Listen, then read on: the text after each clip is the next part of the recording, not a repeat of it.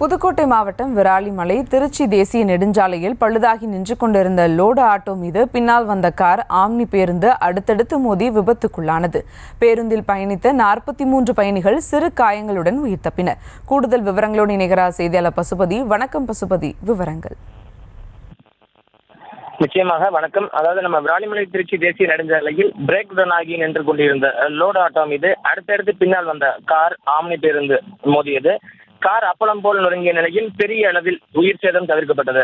அதாவது நம்ம திருநெல்வேலி மாவட்டத்திலிருந்து 43 பயணிகளுடன் விராலிமலை வழியாக சென்னையை நோக்கி ஆம்னி பேருந்து சென்று கொண்டிருந்தது. அப்போது புதுக்கோட்டை மாவட்டம் விராலிமலை திருச்சி தேசிய நெடுஞ்சாலையில் ராசநாயக்கம்பட்டி அருகே பேருந்து சென்று கொண்டிருந்தது. இந்த நிலையில் ஏற்கனவே சாலையோரம் மரக்கட்டைகள் ஏற்றி சென்ற ஆட்டோ ஒன்று பழுதாகி நின்று கொண்டிருந்தது.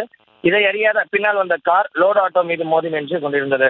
இதை சற்று மறியாத பேருந்து ஓட்டுநர் தூக்க கலக்கத்தால் பேருந்தை கட்டுப்படுத்த முடியாமல் ஆட்டோ மீது மோதியதில் ஆட்டோ மீது ஆட்டோ மற்றும் கார் மீது மோதியுள்ளது.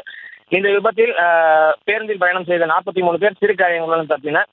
அந்த 43 பேரும் நம்ம விராலிமலை அரசு மருத்துவமனையில் முதலுதவி சிகிச்சை அளிக்கப்பட்டு பின்னர் மாற்று பேருந்தில் வழி அனுப்பி வச்சாங்க.